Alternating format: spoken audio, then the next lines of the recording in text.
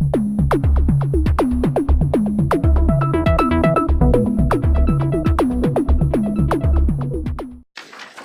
Mr.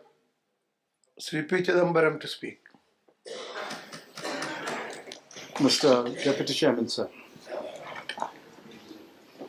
This House and the other House passed the Insolvency and Bankruptcy Code.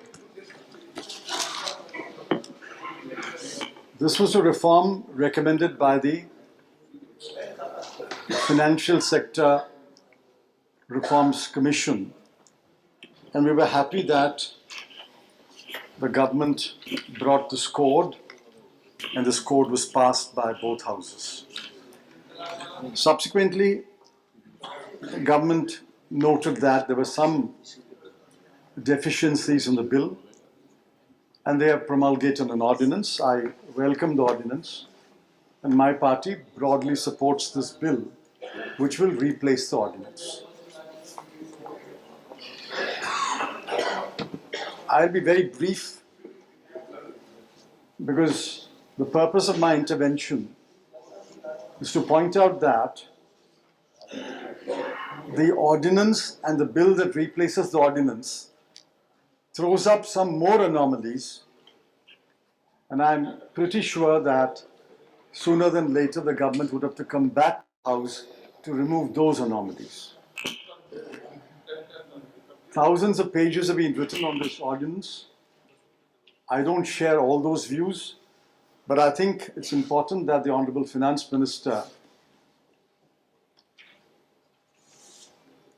takes note of the few suggestions that I wish to make now and reflect on them, whether somewhere in the course of drafting, the amending bill has not become over-inclusive and may in fact become counterproductive to the object of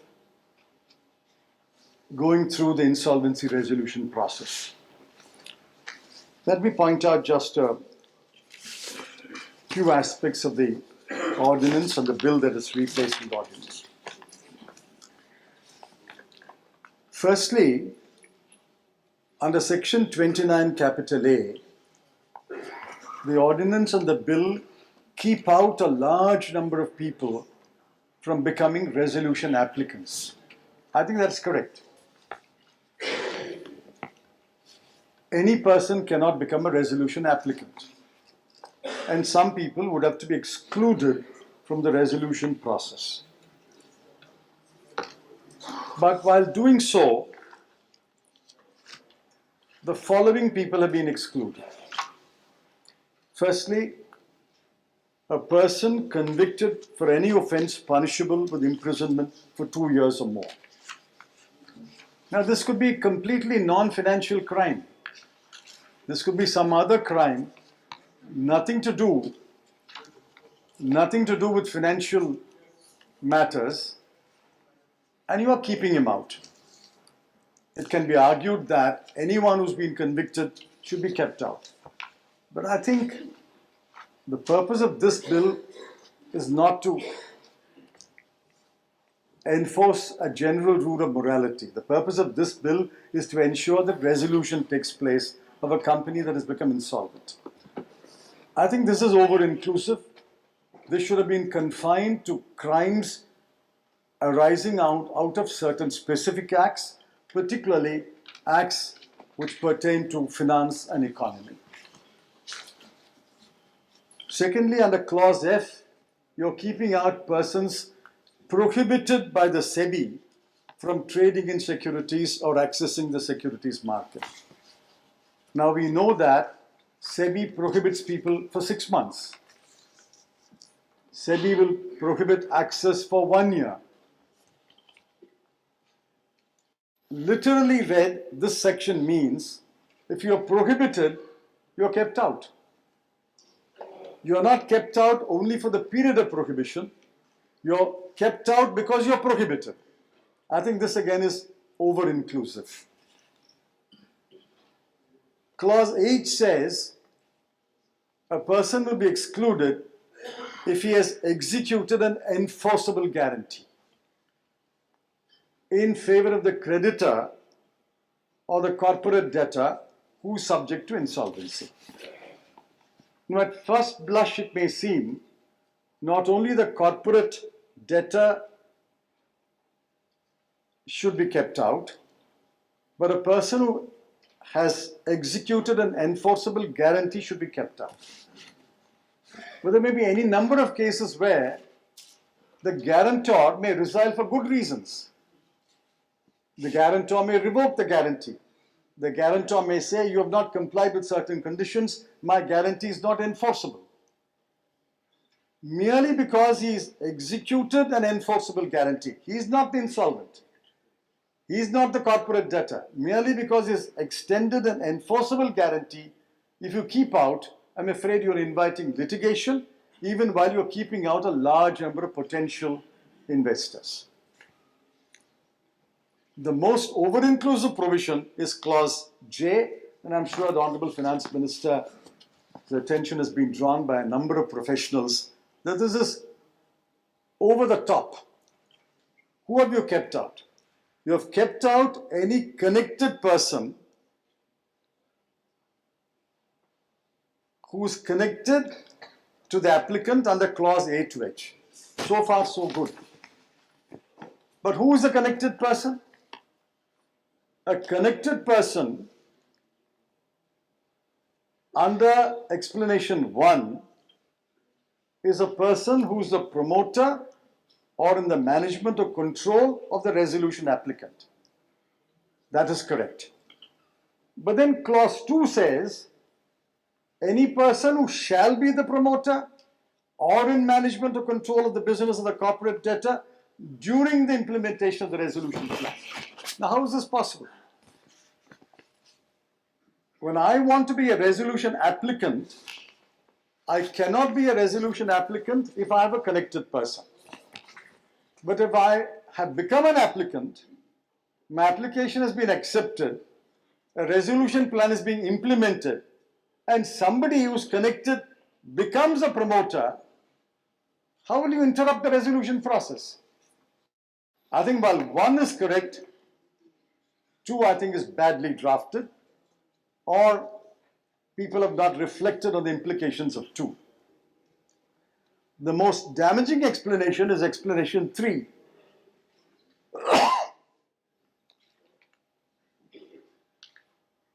Prima facie, it appears correct. Connected person means the holding company, subsidiary company, associate company, or related party of a person referred to in clause 1 and 2. There is no difficulty with a holding company, subsidiary company, or an associate company. But when you go to related party, this immediately attracts Section 5, Clause 24 of the Act. And under Section 5, Clause 24 of the Act, there's a long list of related parties. I'm sure the Honorable Finance Minister is aware of that very long list. As a result,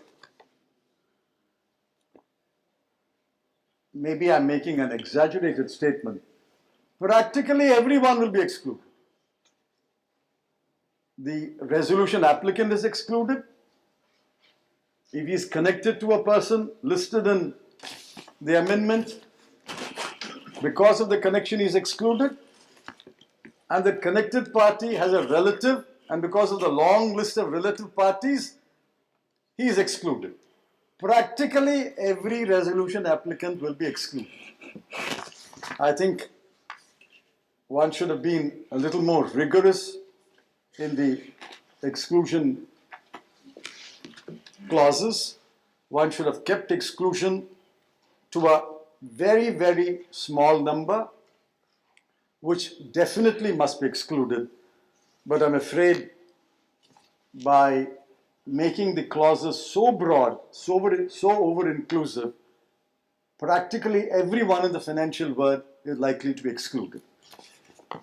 And then the word relative party takes us back to the definition of relative in the Companies Act. So, in a rather circuitous way, a resolution applicant, a connected person, his relative, and the relative defined brings in practically everyone, because everyone will in some way or other be brought under the net. What are the consequences of this over exclusion? There are two consequences. Firstly, the consequence is very few people in India will be eligible to bid. And this worry has been raised by a number of people. It's quite possible that asset reconstruction companies and alternate investment bodies registered abroad will turn out to be the bidders.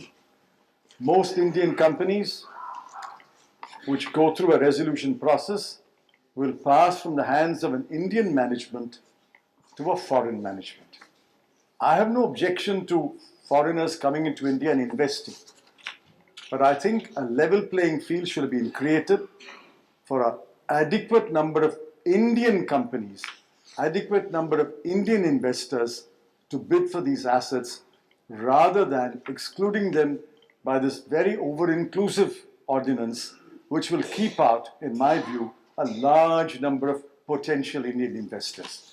The danger is most of these companies will go to the control of foreigners or foreign companies or multinationals.